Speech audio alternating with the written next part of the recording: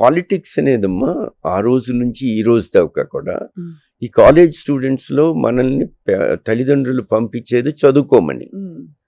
వీళ్ళు చదువుకోకుండా అక్కడికి వెళ్ళి కులపరంగానో మతపరంగానో ఏదో పాలిటిక్స్ పెట్టుకుని చదువుకోకుండా టైం వేస్ట్ చేస్తూ ఎలక్షన్స్ అని. ఇప్పుడు కాలేజ్ ప్రెసిడెంట్ అయితే ఎవడికి ఏం ఒరుగుతుంది?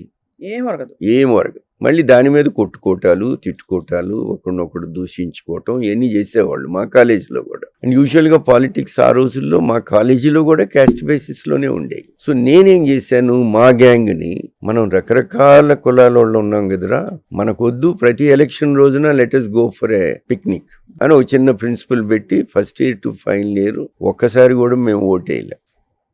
ఫైనల్ ఇయర్లో మాది సిల్వర్ జూబ్లీ ఇయర్ కాబట్టి ఫ్రెండ్స్ అందరు వచ్చి ఇయర్ కంటెస్ట్ చేద్దాం అన్నారు. అదేంటి, మనం ఎప్పుడు ఓటు అయిన వాళ్ళకి మనకి ఓటేవాడేస్తాడు, ఓడిపోవడం కూడా ఒక మెమరీ కదరా, లెట్ us డూ ఇట్ అంటే అప్పుడు మేము and we one with thumping majority. So that is the history of our batch. ఆ బ్యాచ్కి ఆ రోజుల్లో గుంటూరు మెడికల్ కాలేజీలో మా హెడ్ డాక్టర్ సోమరాజు గారు.